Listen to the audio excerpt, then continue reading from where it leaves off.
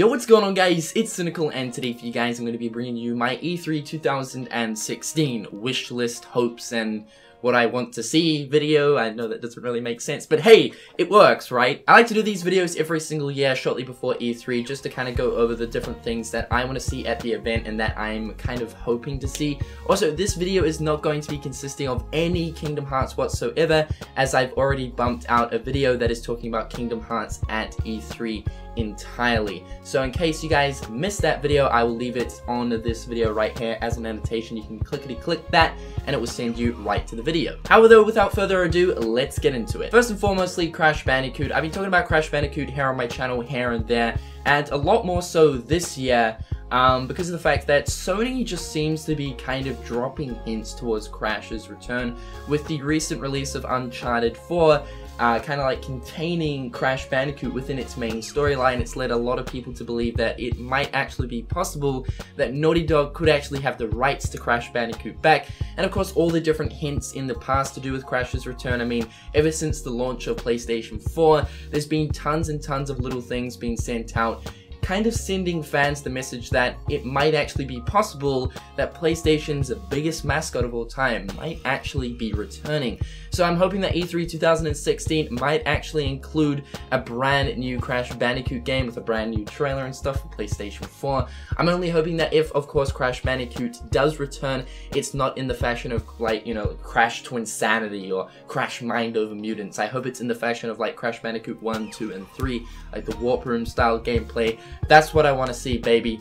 Do it. Next up is PlayStation 4.5 and Xbox Scorpio. In case you guys haven't been following the gaming industry news, it's rumored that a brand new PlayStation 4 and brand new Xbox One, like kind of souped up, roided versions of these consoles are going to be getting released sometime soon. Now, I'm not going to say that these are entirely confirmed, but it looks like they're pretty much going to be happening from all the different documents that have been found online and all the discussion between developers and stuff, yada yada yada yada yada. So a lot of people do believe that E3 2016 is going to serve as the kind of reveal and announcement for these brand new consoles. Of course, I know that we're used to receiving like an upgraded version of a console, perhaps maybe 3 to 4 years after the initial release of that console, but generally they just come with a bigger hard drive and they're a little bit slimmer.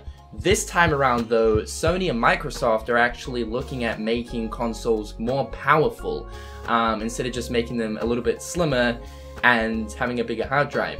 Do I like this idea?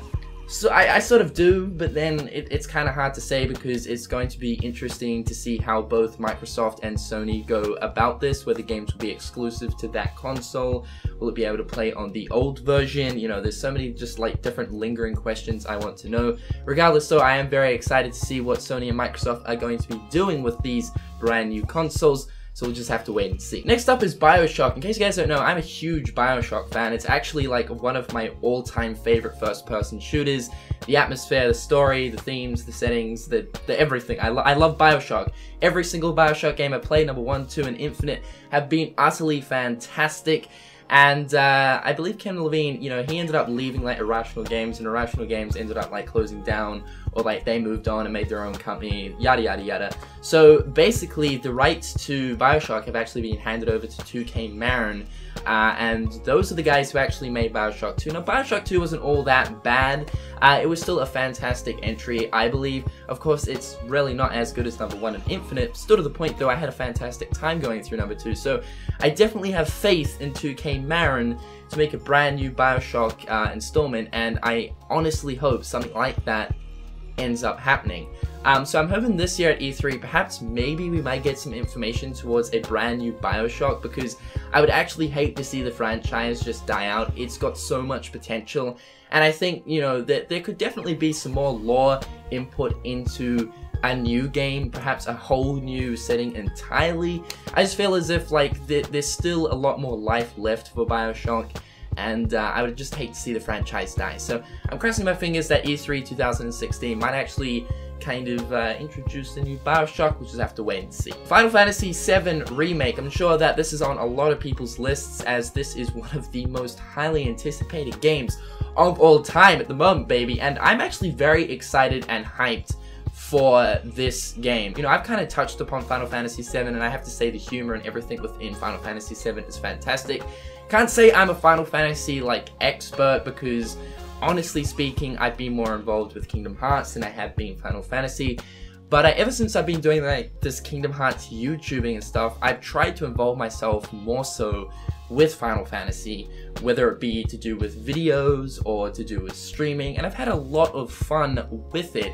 I'm really looking forward to Final Fantasy 15 coming out this year. It's a fantastic game from what I've already seen and played of it. But Final Fantasy VII looks very interesting, and of course we know that Tetsuya Nomura is directing that game, who of course is the same director who's directing Kingdom Hearts. So it's very interesting, and even seeing the gameplay of Final Fantasy VII, a lot of people are actually comparing it to Kingdom Hearts with actually having the command menu there, so that's interesting. I want sort of more of an elaboration on the gameplay of Final Fantasy VII, because when it comes down to it, what's most important for me personally, getting me kind of tied into a Final Fantasy game, is the gameplay. I'm not really a person who totally enjoys turn-based gameplay, and Final Fantasy VII, the remake, it's looking more real-time, so I'm hoping to get more information on that this year. Red Dead Redemption 2, this has been a hope and wish of mine for the longest time, but I absolutely love Rockstar Games, and I'm pretty sure most people do as well. They are renownedly known for making Grand Theft Auto, but one of their other more popular titles as well is Red Dead Redemption, and I absolutely loved this game when I used to play it like on my 360 all those years ago with friends and stuff. It was just a fantastic game. It was like Grand Theft Auto in the cowboy days. I loved it, and there's just been tons and tons of rumors over the years about Rockstar Games actually making a Red Dead Redemption 2, and I don't think it'd be a silly idea. I mean, Red Dead Redemption sold like fantastically. It sold fantastically. It was a huge hit, extremely popular, so I think it wouldn't actually be a stupid idea to make Red Dead Redemption 2. We of course know that it's actually been a while since Rockstar released a brand new game. The last game was Grand Theft Auto 5.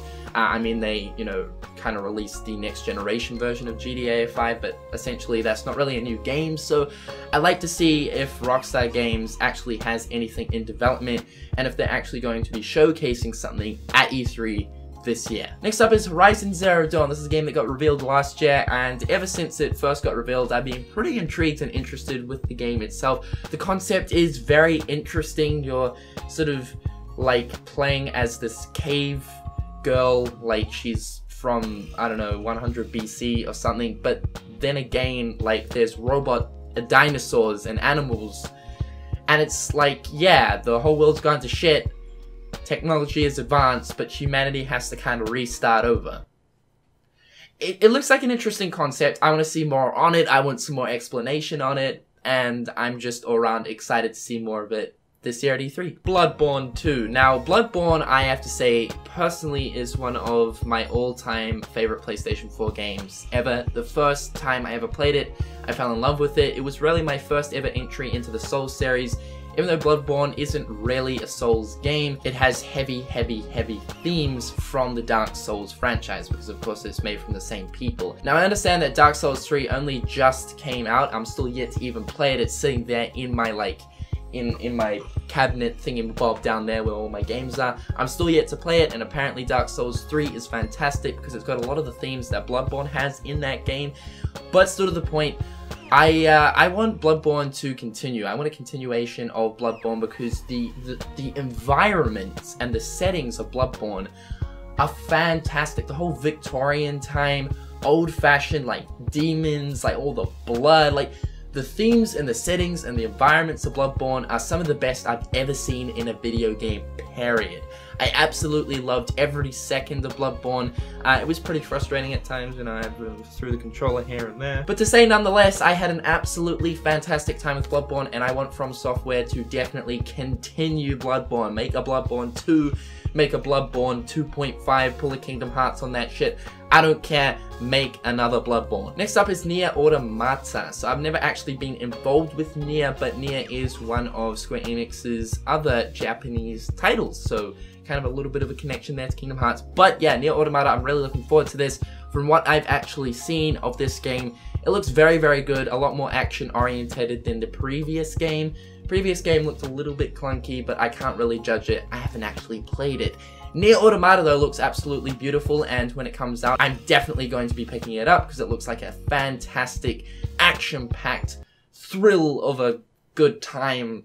But I'm hoping to see more gameplay and hopefully some interviews about the actual game this year at E3. And that about just wraps it up for my E3 hopes and wishes. Hopefully you guys did enjoy today's video. As you guys can see, I had a few different hopes and wishes there, but otherwise I think E3 is also very exciting for that element of surprise.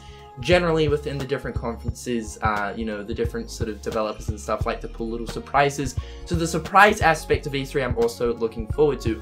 Otherwise guys, be sure to list your wishes and hopes in the comment section down below. And until next time guys, I'll catch you later. Peace.